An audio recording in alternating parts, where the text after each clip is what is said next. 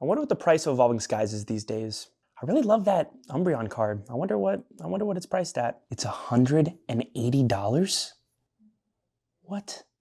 How is that possible? The market price is 180? Just a couple weeks ago, it was only 100. What? How's that possible? It's already crazy. The community's got to know. This is nuts. Star Squad, this is absolutely nuts. This is crazy. I don't even know what's happening right now. We are getting a crazy Evo Skies price jump. Let me get to the studio real quick. This is crazy. What up? It's your boy Blue. Start Squad, we're so back. It's unbelievable to be back. We're filming today. It's about Evolving Skies. It's just madness right now. Guys, we're giving away a Temporal Forces ETB. The best way to enter is gonna be to like, subscribe, comment, and join our Discord in the link in the bio. The Discord's a good vibe. We hope to see you there, and hopefully you can win that ETB. And when you couldn't think this set could get any crazier, it just surprises you again. This set has had a meteoric price rise in just the last few months. We're in April right now, Start Squad. And in February, this box was a little over $400. And as of the recording of today's video, it is $686 market price. And I'm no mathematician, Start Squad, but that is almost $19 a pack if you're buying from the booster box. That is crazy, crazy. For a set that is less than 3 years old. This set was released August 27th, 2021. It is April 18th, 2024. This set is only 2.5 years old, and the boxes are already going for $700.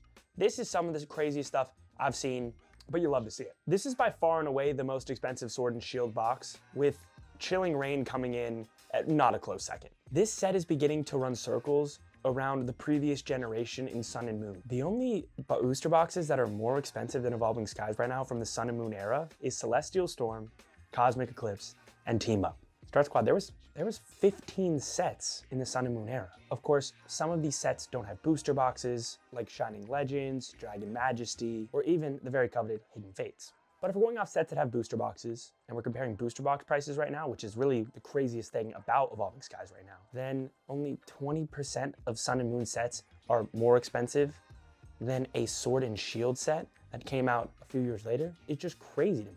Of course, booster boxes are gonna be more expensive because, as you know, booster boxes have a set number of pulls as opposed to, loose packs coming from, an array of products. Sealed booster boxes have certain hit rates. So your chances of pulling certain cards are obviously much higher. Of course, we begin to wonder, why is the box price what it's at? I mean, there has to be a reason, and of course there is.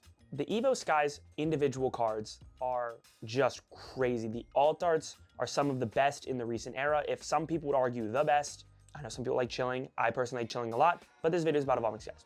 Not to mention, this set already has 7 cards raw over $100. This is before PSA grading prices. This is raw cards. You have the Moonbreon coming in at $727 raw. You have the Rayquaza VMAX coming in at $325 raw. You have the Leafeon VMAX coming in at $194. You have the Umbreon V coming in at $180, which has had an insane price jump in the last 2 weeks from $100 to $180. We have Glaceon VMAX coming in at $163. We have Sylveon VMAX coming in at $153. And we have Dragonite V coming in at $132.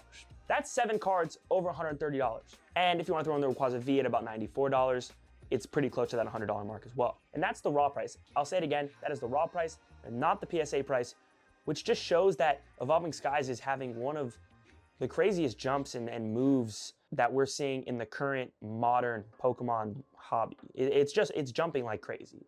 This set is less than 3 years old, and we have cards going for, $700, $800 raw. So the fact that there's a card that's worth more than the box is just cool to see. This being said, the Moonbreon is one of the hardest cards to pull in all of Sword and Shield, if not the hardest. Some people would argue the Gengar, and I would have to agree. That also from Fusion Strike, that is one of the craziest cards, one of the hardest cards, one of the most elusive cards, and the Blaziken VMAX from Chilling Reign.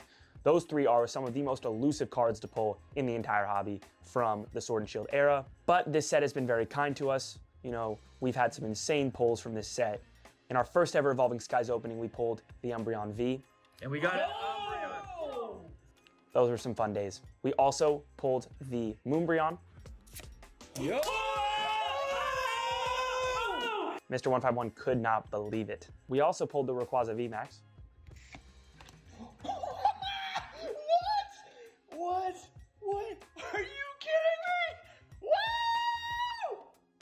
And you'll see that video was Mr. 151 alone. He actually went behind Red and I's back and opened some Evolving Skies on his own. And as you can see, he can't believe that he pulled it himself. And Red pulled the Dragonite.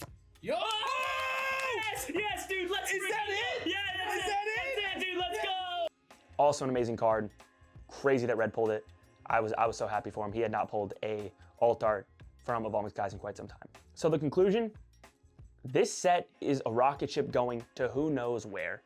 It's just to sit back and watch what is happening to this set. It is one of the craziest, most entertaining things happening in the hobby right now. I have no words. To have that Moonbryon jump in the price the way it did, to have the Umbreon jump in price the way it did in the last 2 weeks, to have the booster box jump up, you know, almost 2x in just 2 months, having it so hard to find. It's not getting reprinted, it's out of circulation. The only ways you can find it are in random products on the shelves and random collection boxes, or buy loose packs online or buy a booster box online. But the days of finding Evolving Skies in the store is you know, you gotta get really lucky on a really good restock day.